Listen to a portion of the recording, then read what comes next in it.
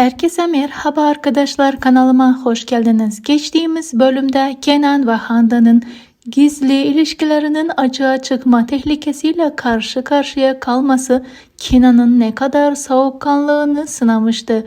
Yeni bölümde Kenan'ın bir aynanın karşısında kendisine bakarken "Kral her zaman kazanır" dediği bir monolog izleyeceğiz. Ancak bu sözlerin ardından bir kırgınlık seziliyor. Çünkü Kenan kontrolü kaybetme korkusuyla ilk kez bu kadar derinden yüzleşiyor.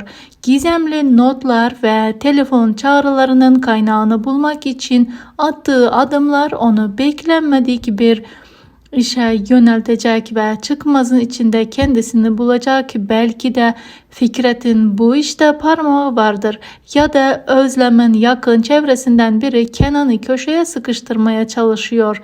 Handan Kenan'ın manipülasyonlarına karşı artık daha uyanık davranacak.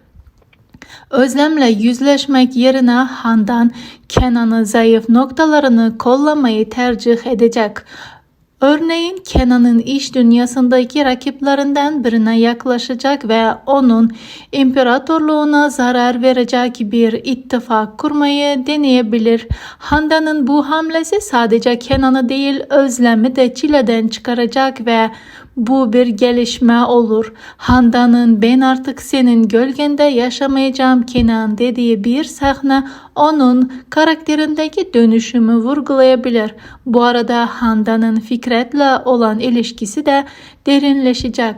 Fikret Kenan'a karşı koz olarak Handan'ı desteklemeye karar verecek. Ama bu destek bedelsiz olmayacak. Özlem Kenan'ın hayatındaki ikinci kadın rolünden sıyrılıp onun tek aşkı olmayı hedefliyor. Ancak bu yolda giderek daha fazla hata üstüne hata yapacak. Neslihan, Gül ve eşlerinin huzurunu kaçırmaya kararlı olduğunu görmüştük.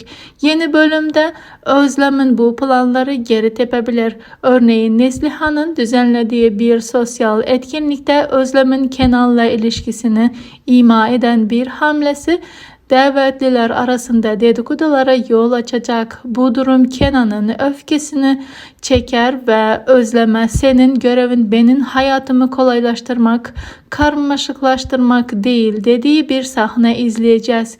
Peki Özlem bu kadar kayıplara nasıl dayanacak? Hep bekleyip göreceğiz. Kral kaybederse dizi analizim şimdilik bu kadar. Yeni analizler en kısa sürede sizlere gelmeye devam edecek. Şimdilik hoşça kalın.